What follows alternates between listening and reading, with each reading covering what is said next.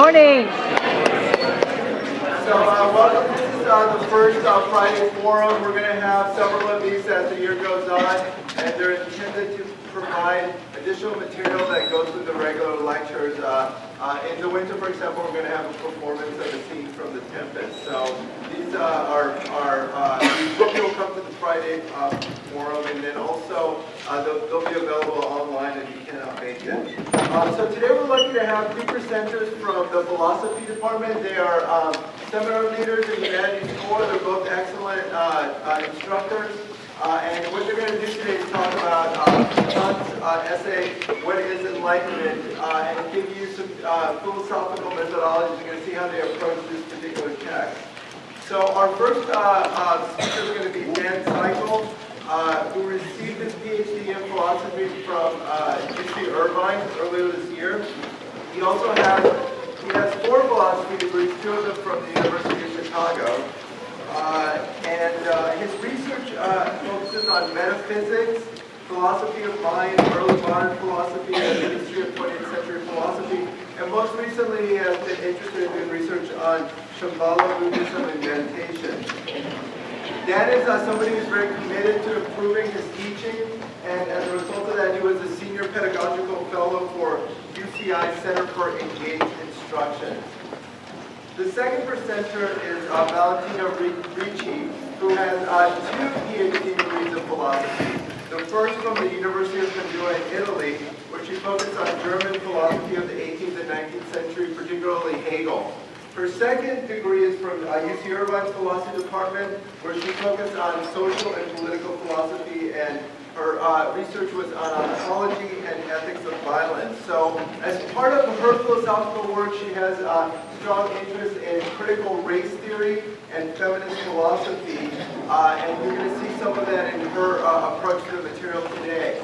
Valentina is also one of our humanities fellows in Humanities Core as part of a large grant that we got from the Mellon Foundation. So we're lucky to have her teaching with us this year. So I'm going to turn it over to them and let them give you this presentation.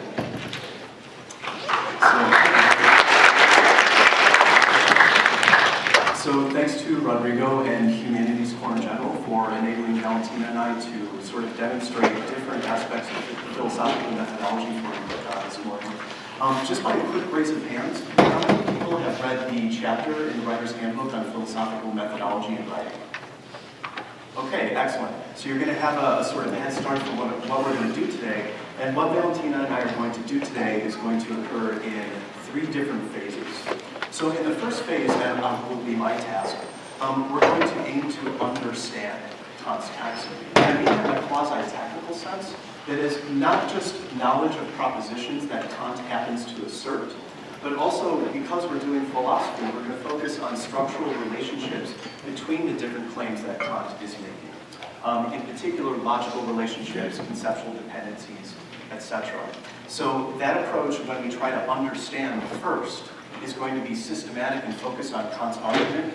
For the purposes of getting that kind of philosophical understanding, we're going to bracket questions about history, etc., not because they're unimportant, but simply because as philosophers, we generally have a slightly different focus than when we're doing literary analysis, rhetoric, etc. Okay? So then, in the second phase, after we first understand Kant's argument, Valentina is going to launch into another form of philosophical methodology, and that's critique. So that is to say, we're going to criticize Kant's argument. All right. This will then lead to the third phase of today, where we engage in a philosophical dialogue with all of you. We hear your thoughts about the text, your questions about philosophical methodology, etc. Now, as a kind of meta comment for what we're going to do today, I'd like you to pay attention not only to the content of Kant's arguments and the content of what Valentina and I are going to present to you, but I'd also like you to constantly keep in mind how she and I and philosophers are approaching the text, because part of what we want to model today is just what we do in philosophy, that is philosophical methodology. So if at any point things are unclear or you have a question, please raise a hand and I will do my absolute best to address that.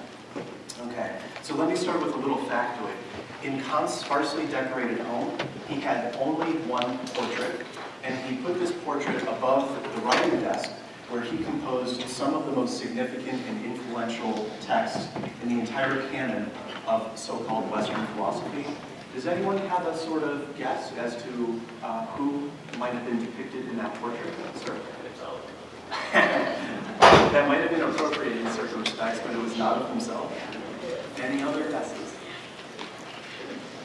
So maybe someone you've been reading recently? Yeah, Rousseau. And of Rousseau, Kant said, I learned to honor mankind from reading Rousseau. Now, as you see in this slide, I'm going to highlight certain terms in red when I want to indicate either my or a philosopher's critical distance towards that term. And I'm going to highlight words in blue when I am saying that either I am trying to point out something important or I think that this element is crucial for understanding the positive content of the philosopher's argument. So you can track that as we work through this. So we're going to be focusing on Rousseau much more next week with Professor Steintrager, but if we have the kind of basics of Rousseau's view on the table, it's going to enable us to understand and more fully appreciate what Kant is up to. So let's start with some similarities, key similarities. Now here's my request. This PowerPoint is going to be disseminated to you after today, so please don't feel like you have to, and in fact I would encourage you not to write down what's on the slides. Rather, what I'd like you to take notes about are the thoughts that you have, potential challenges, questions that come up for you, what you think the essential points are. You're going to get all this, okay? So please don't invest your time and energy in focusing on that. You'll lose focus on the other things. Okay? So with that said, the first key similarity between Rousseau and Kant is that both take the analysis of human nature to be fundamental for practical considerations. And by practical considerations, I mean ethics, politics, the proper role of government, etc. Now here's the key idea here. Both Rousseau and Kant begin with the essence or nature of humanity. And they think if we understand the essence of what it means to be human, that's immediately going to tell us what would be the best and most just social structure. Okay? Their views about what humanity is, in its essence, is going to turn out to be very different, but at a general methodological level, they share this assumption. Secondly, both of them take freedom and not happiness to be the central ordering concept of practical philosophy. Now, Mendelssohn is a philosopher who responded to the same question that Kant did, what is enlightenment, in the month, I believe it was prior to when Kant's article was published in 1784, December of 1784. According to Kant and Rousseau, questions concerning happiness and human flourishing are dependent upon questions concerning human freedom. So we have to address freedom first, according to both of them, in order to understand what human happiness might amount to. Now thirdly, a third key similarity is that both Rousseau and Kant emphasize individualism and self-determination. So in this respect, as philosophers, both are going to accentuate the importance of autonomy, acting and thinking for oneself, which is indeed one of the hallmarks of the Enlightenment as a whole. So both stand in general agreement with philosophers working in the Enlightenment period on this point. And again, autonomy of the individual and self-determination is important not only for the individual, but also for the social contract and how we should order society to maximize human flourishing, to maximize freedom additionally. Now this is related to a fourth point of similarity, which is that both in their critical modes, which we'll see modeled by Valentina in a few minutes, both criticize basing one's self-conception, beliefs, and behaviors on others. Okay? So both are skeptical of valuing ourselves by being concerned with the opinions of other people. They think both that, and I had an interesting slip there, I believe this as well, our self-concept should be generated primarily by how we self-conceive, rather than what the opinions of others have to be. Now, these points of similarities set up the crucial difference, and that is the following. Rousseau holds, unlike Kant, that reason is a derivative capacity necessitated by society, and he criticizes reason, society, and progress. Because we're going to hear so much about this next week, I don't want to dwell on it, but I would invite you to consider this quotation from the preface to the second discourse.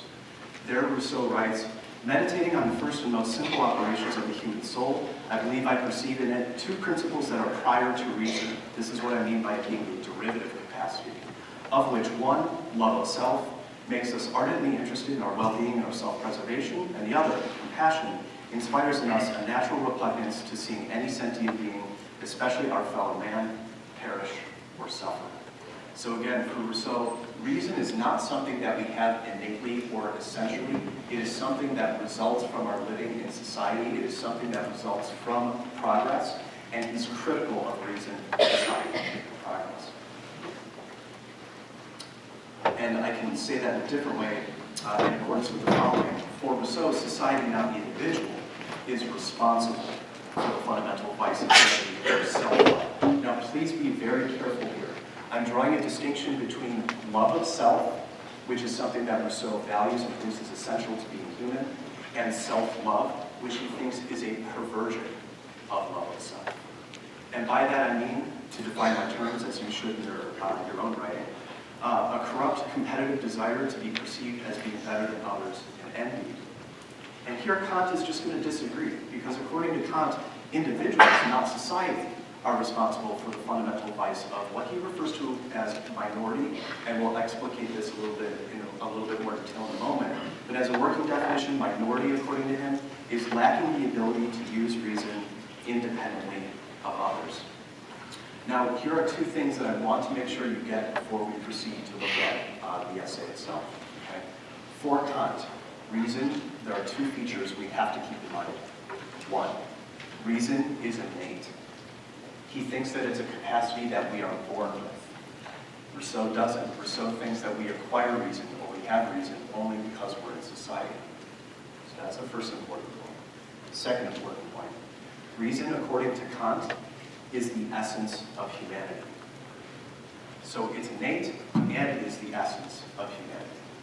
For Rousseau, it's not the essence of humanity, it's rather a perversion of what's truly the essence of humanity.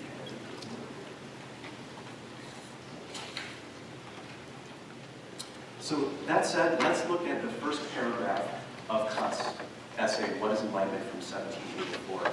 And as any good philosopher should, he defines his terms explicitly for us, and I want to pay attention to some of his language here. So he says that enlightenment is a human being's emergence from his self-referred minority, and the German word that's being rendered there is Unmündigkeit. All right? Before we talk about Unmündigkeit, could someone raise a hand and sort of give me an idea of why might I, as a writer, have put the word seek, the Latin abbreviation seek, after the word man, which I've highlighted in red. Any ideas about this? Right, this is a choice that I made for the presentation. Please, in fact. Because it's their own interpretation, and that's how you're going to fight it. Yeah, I'm not sure that I heard you adequately, but I think what I heard is the following, that I am using that to differentiate my understanding or my position, perhaps even my interpretation, from what an author says. When you use this little bracketed seek, it indicates that you are establishing distance between yourself and what is being claimed. Now, the reason why I do this is going to become adamantly clear once Valentina gives her critique. Now, the other thing here, notice this. Kant's conception of enlightenment concerns not just having reason, not just having understanding, but the use of it, the practical use of reason. So that's an important thing to keep on board. And here's the other thing I'd like us to appreciate. This word Unmündigkeit, it's been translated as minority. Here's some alternative renderings of it that really give us more of a flavor of what Kant is up to here, what's operating in the background, both for him and the people that would have been reading this at the time. Alternative translations include tutelage, immaturity, incompetence, and it can denote mental deficiencies. Now, at the time that Kant was writing, in addition to those translations, it's a term that also applied to children and what Kant refers to as, quote, the fair sex, end quote, who weren't allowed to represent themselves in legal contexts. So enlightenment then for Kant is a willed rejection of self-willed minority, or Unmündigkeit. That is, enlightenment for Kant essentially has to do with willing, deciding, resolving, acting, self-determining. And that enables us to appreciate the rest of this passage. He goes on to define minority, or Unmündigkeit, as inability to make use of one's own understanding without direction from another. So remember what I mentioned before about the importance that he places on autonomy? We see that in exactly the passage of this kind. He goes on to then define the other technical term that he employs in his definition, as a good philosopher should. And he says, this minority is self-incurred when its cause lies not in lack of understanding, but in lack of resolution and courage to use it without direction from another. If you put those two technical terms together, you have a rigorous, precise definition of exactly what Kant means by enlightenment. But he also gives you an explication via Horace, who is a Roman poet, and in translation, that is, dare to be wise. Now, Horace, any ideas about who might have been a friend of Horace, or what was going on in Rome at the time that Horace was writing? Okay. So Horace was a contemporary of Virgil, and Virgil actually spoke to Augustus to help support Horace and his lyrical poetry. So that's another interesting tie-in with Virgil. And here Kant summarizes his view as follows: have the courage to make use of your own understanding. And he says that that is thus, given what he had said before, he's making an argument, the bottom of enlightenment. Now, to help us get a kind of cursory understanding on the page before we go into details about the argument, in What is Orientation of Thinking, written 2 years after What is Enlightenment, Kant explains enlightenment as the maxim of always thinking for oneself, thinking independently.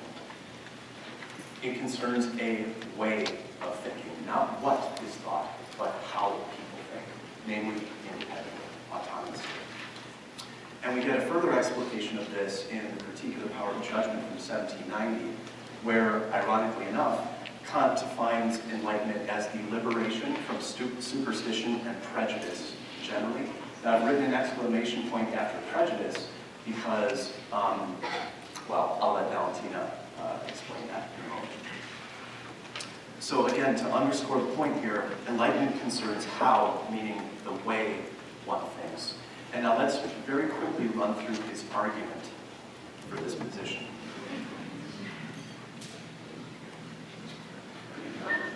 Yeah, I had to throw in a terrible joke. All my students are saying, yeah, sounds familiar. Okay, so as you take notes during the following section, I'm going to introduce 4 key distinctions that help us understand Kant's argument. And here's the first one. Please make sure to get this, because this is some of the most important content we're going to cover in the understanding portion. And I'm going to ask you some questions about this too. First distinction between individually attained enlightenment, on the one hand, versus collectively attained enlightenment, on the other hand. Now, about individually attained enlightenment, Kant says that it's unlikely and it's difficult. Any ideas why? For those of you who have read this piece, why does he think that individual enlightenment is so unlikely and difficult to obtain? Why might he think that? Any thoughts? Please.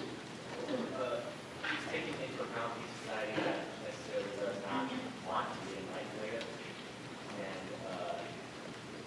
I guess the most important thing, because he's kind of going on about how society does not want to be enlightened. Okay, excellent. So I'm not going to repeat exactly what you said, but let me know if I get the spirit of it wrong. The spirit of what you said, I believe, is absolutely correct. And that is within a social structure where enlightenment is not a virtue of the age, it's extremely difficult for an individual to act in an enlightened way simply because they don't know how. They don't know how to think for themselves. And in addition, what you pointed out correctly is that within such a structure, think about anti-intellectualism as it exists in our country, for example, independent thought is something that is criticized by other people. So for that reason, the individual attainment of enlightenment is very unlikely and difficult. thinks that publicly attained enlightenment is more plausible, but he also thinks that it has to go slowly. The risk is that people will just mindlessly adopt prejudices without having tested them themselves. And a second worry, remember at the time Kant is writing here, 1784, is that revolutions will occur where what ends up replacing the social structure is just worse than what was there before. So collective enlightenment, according to Kant, has to proceed slowly. Now, this brings us to a second key distinction that Kant employs, and that is between the great thinking masses on the one hand, and in this same kind of bucket, he puts guardians that are incapable of enlightenment, Trump. And on the other hand, he talks about the world of readers. And he talks about independent thinkers belonging to this other category. These independent thinkers will be relative geniuses in their age, and I believe Kant would place himself and also Rousseau in this category. And here's my question to you now that we have a cursory understanding of enlightenment. Okay? What specifically would those geniuses, those independent thinkers, inspire in others? Would it be a particular doctrine? This is a real question. I'd like you to... Yes, please, Tanisha. I believe that independent thinkers would be those people who not only express their opinion in society, but encourage others to express theirs as well. Okay, excellent. So you bring us right back to the point that was mentioned before, that these geniuses, these independent thinkers, if they're acting appropriately, they won't want to make you think any particular thing. They're going to inspire you to think in a particular way that is independent, even if you disagree with them. Disagreement is not a bad thing on Kant's view. It's necessary. Okay? So here's the third key distinction that we need on board, and that is between constraint and freedom. Now, can someone tell me in particular what kind of freedom Kant has in mind here? Yes, please.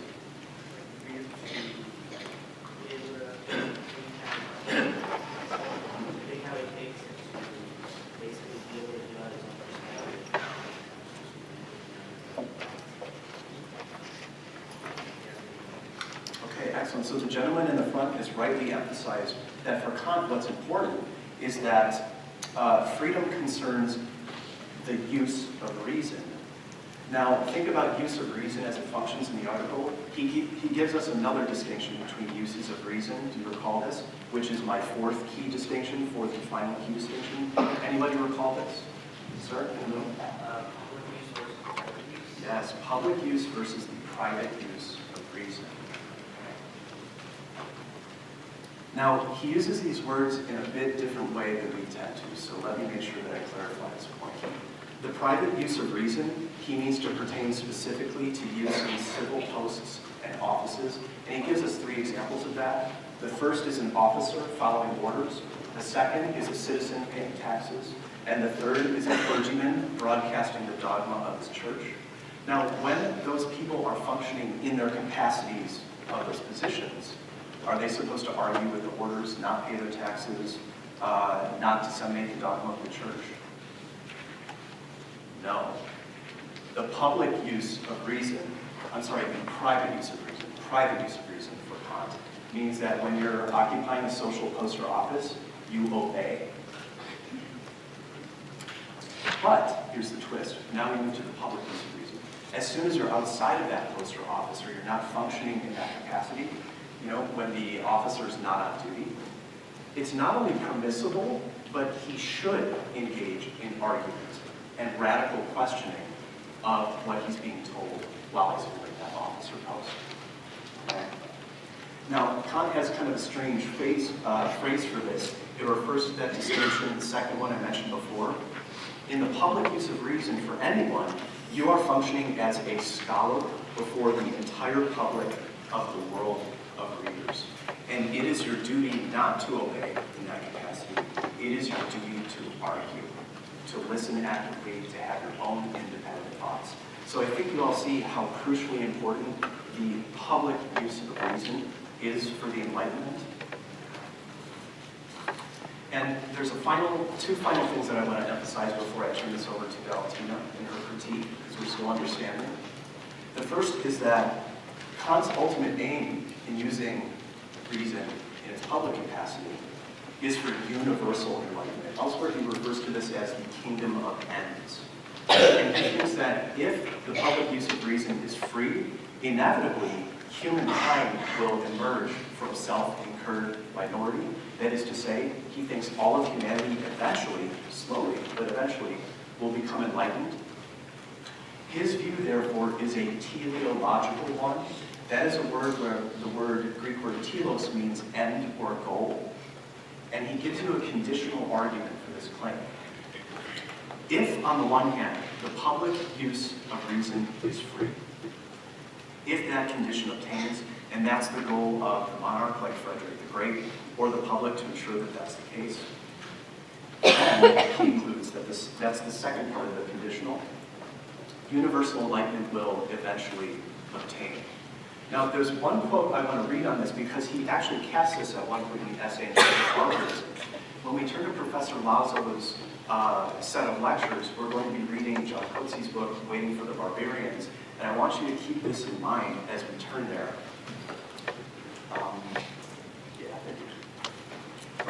And this is on page, if you have this with you, page 21, about 12 lines from the bottom. And there he writes, "People gradually work their way out of barbarism of their own accord if only one does not intentionally contrive to keep them in it." So you see here, this is that teleological dimension that I was indicating before. If reason is free, inevitably all of humanity will be enlightened, or so Kant claims. And so now that we have understood the general structure of his argument, we can turn to a critique of that.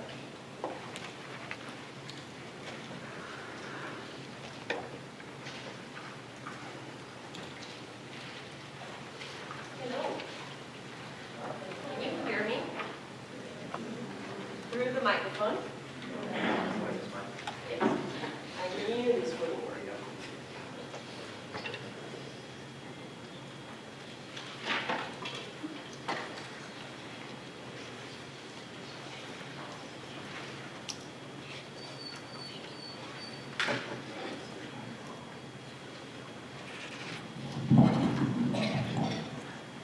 Now? Hello? How are you? Okay. Was that tired? Honestly. Okay. So, my aim in this portion of the lecture is going to be to challenge Kant's thoughts on enlightenment and to invite you to a reflection that does not only concern him or this particular text, but that extends to a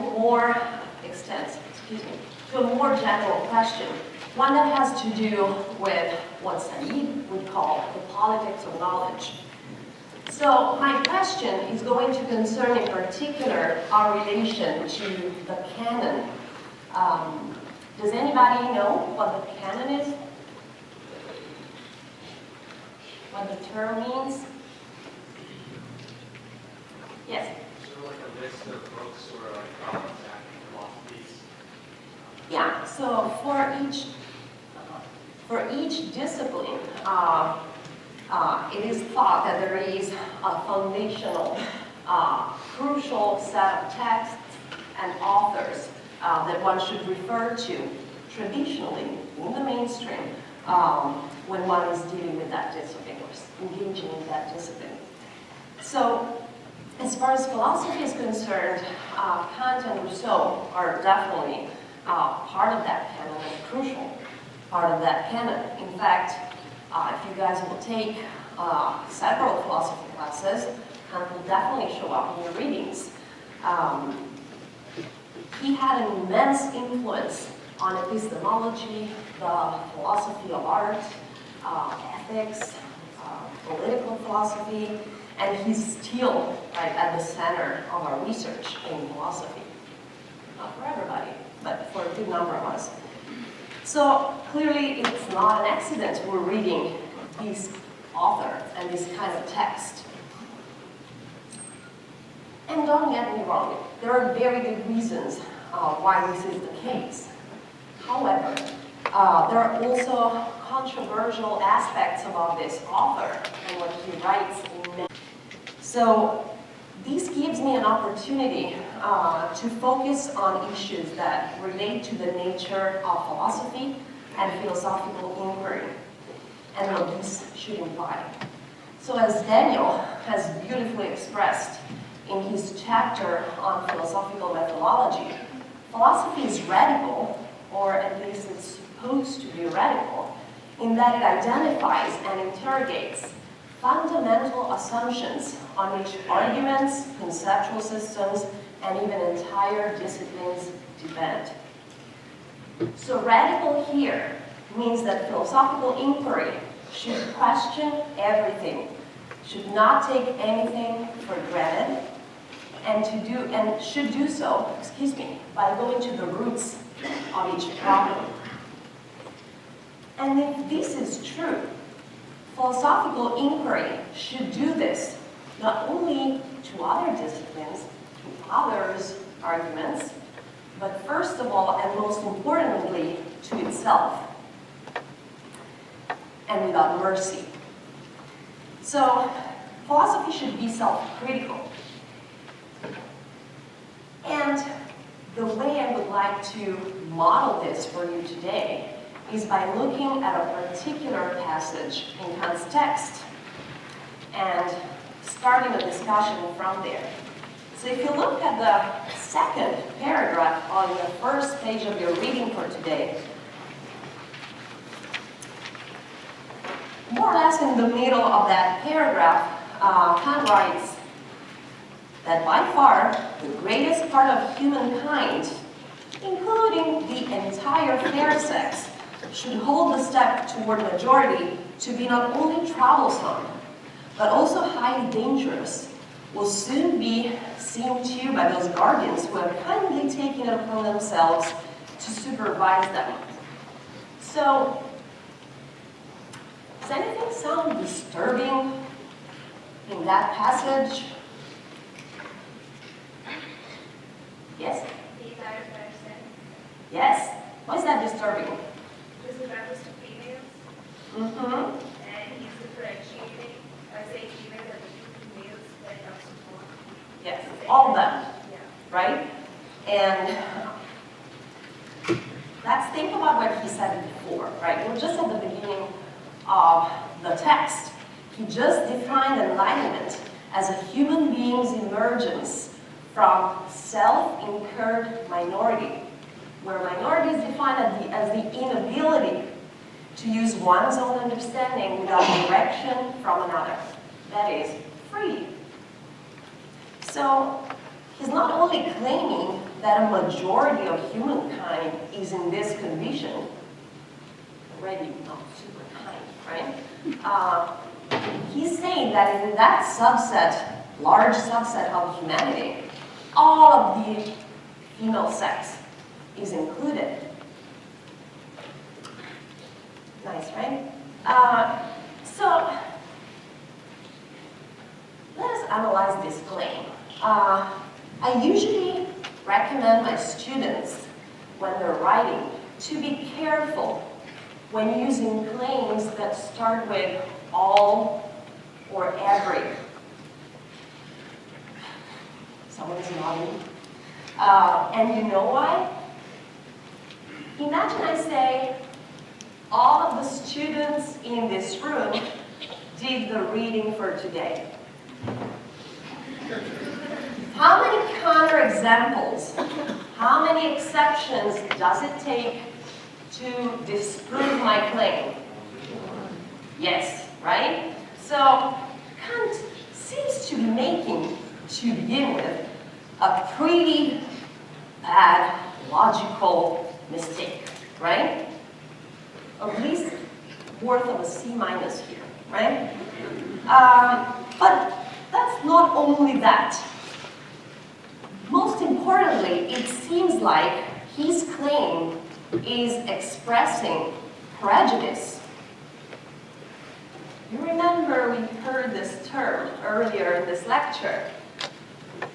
prejudice seems to be the opposite of what one should do and use and think in terms of when thinking autonomously, right?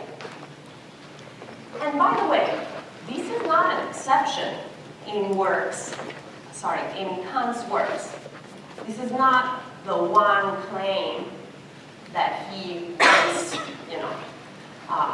made while, say, drunk.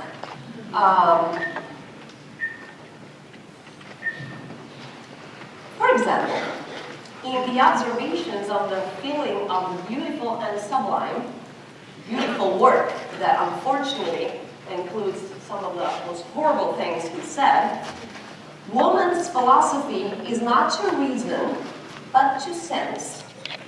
It seems that rationality doesn't really belong to women, which in turn might imply women are not really humans if humans are defined by reason, right, and have reason innately. A woman is embarrassed little that she does not possess certain high insights, that she's timid and not fit for serious employment. She's beautiful and captivates, and that is enough. Also, man should become more perfect as a man, and the woman as a wife. Look at the parallel, right? And how that works. Unfortunately, gender is not the only theme where Kant miserably fails. He is regarded as one of the founding fathers of modern scientific racism. So the idea that races exist, that they have a biological basis, and that there's a hierarchy between them. So I'm going to spare you the most terrible quotes, and once you'll see the better ones, you'll be a little shocked. But anyway, in the hot countries, the human being matures in all aspects earlier, but does not, however, reach the perfection of the whites. Humanity is at its greatest perfection in the race of the whites. Right? The white race possesses all motivating forces and talents in itself. Therefore, we must examine it somewhat more closely. Because before that, he quickly discussed the features of the other races. And I'm not going to go into that. The last quote. The inhabitant of the temperate parts of the world, still talking about white people, of course, above all, the central part has a more beautiful body, works harder, is more jocular, more controlled in his passions, more intelligent than any other race of people in the world. That is why, at all points in time, these peoples have all amazed the southern lands with their arts and weapons. I would like you to focus on arts and weapons here, because that creates a nice connection to what we're studying, right? What notion comes up here? Yes? Arts being various practical subjects, metalworking. I think that's just how Rousseau defined it in his essay. Weapons, I think, just in general, just being proficiency in battle, which was emphasized by Rousseau as well. Thank you. So, what I'm thinking about in particular, well, there's a list of things I'm thinking about. First of all, empire, right? This sounds like kind of a justification for empire, both in cultural terms, right, arts, and in military, political terms, the weapons, right, conquering other populations. So what happens to freedom here as an Enlightenment ideal? What happens to the dignity of human nature? Who are the people that will have human nature, by the way. And what happens to the claim, or what do we do with the claim that individuals are mainly responsible for their minority? It doesn't seem that there's a talk of oppression or other kinds of causes, possible causes for people's minority. So I'm going to quickly proceed to the next question. What do philosophers do when an author that's considered as important and foundational as Kant is and has been? What do we do when an author like this also, and not on the side, but importantly, has these kinds of ideas and gives intellectual dignity to these ideas? So some would discard Kant's racism and sexism by saying it's an anomaly, an exception. He happened to be racist and sexist, but that was just, his time. As if we didn't have any of those problems now, by the way, right? So I've seen mostly two options in philosophical discussions of this particular problem. Some people think we can keep the valuable ideas in Kant's work and isolate them from the rest. So they think that Kant's racism and sexism, do not affect his other ideas, the ones we consider valuable, right? Others still think that racism and sexism inform Kant's thought deeply, and that we therefore need to entirely rethink his texts and their role in the narrative of our modernity, right? So I'm going to stop here just because I want to leave some room for your questions or your suggestions, right? Because we're all dealing with these works, right? I didn't touch on Rousseau, but you probably noticed there's a lot of racist stuff there. There's a lot of prejudice there as well. So how would we deal with that? What do we do? How do we balance or negotiate our relation between those ideas and the ones? Yes. I was saying that what we could do is that we can look like, so we see there's some ideas that we feel might be valid, others that we feel like maybe should be dismissed. Because I feel that we should try to analyze it as a whole and see, okay, there's this racism, there's this sexism. See, how does this play into these other ideas that we see as more valid? So then we can see, basically try to get the core of his ideas and understand how it all ties together and sort of how he thought as a human. Great. That actually is a great suggestion, and it's close to what's being proposed as a dialectical approach to this problem. So trying to see how the two aspects interact and inform each other. Any other comments or questions, either from me or Daniel? Yeah.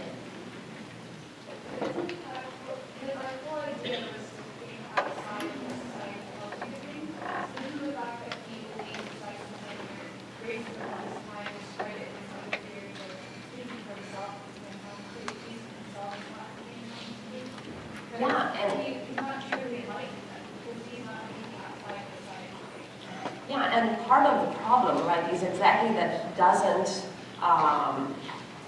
follow his own suggestions, right? He doesn't hold up to his own standards.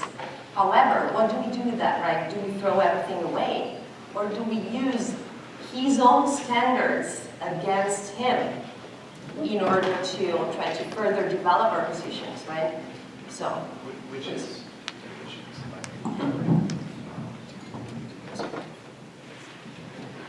just for the folks who are going to be watching at home. So basically the proposal here, what I want to make sure we understand is there's a way to proceed where we distinguish between what Kant, the individual, the human, who was racist and sexist and also classist, claimed, and whether or not Kant's system, independently of the person, has the resources to provide a critique of Kant, the man himself. I think there's a pretty clear way to do that, and Valentina has already sketched that out for us. But in philosophy, we're asking this kind of question very often because the history of philosophy is marred by racists and sexists and classists. What do we do when we encounter a thinker that is this incredibly powerful in terms of the system that he or she presents, but the person, him or herself, has these deeply problematic issues going on? So, any other questions about Kant or philosophical methodology broadly, your reactions? We would really welcome any kind of question or contribution that you might have. Yes, sir. I think that's part of the reason we still study Kant and Rousseau is because it's not just that we want to understand, well, obviously we want to understand their viewpoints, but we don't want to take those on as our own. We want to develop them more because though a lot of their work is marred in hypocrisy, Rousseau hated despots, but often enjoyed the patronage of people considered oligarchical or of the monarchy. Yet we look for those little sparks of genius that sort of help us understand what Enlightenment actually is. So they were onto something for sure, but we need to develop it further in order to make a better interpretation. Great, thank you. Any other questions, comments, issues that we can address? Yes, sir. It seems like my sense of the argument is that Kant preaches that you should, kind of go against, kind of like the narrative, kind of question what he himself is, like prejudice, right? That's kind of the inconsistency. But like I feel like it's kind of like a fair assumption that like Kant reaches prejudice when he's falling prey to society rather than like he reasoned these prejudices. So I think it'd be more constructive to kind of deconstruct his arguments for prejudice and try out the whole thing because of this reason.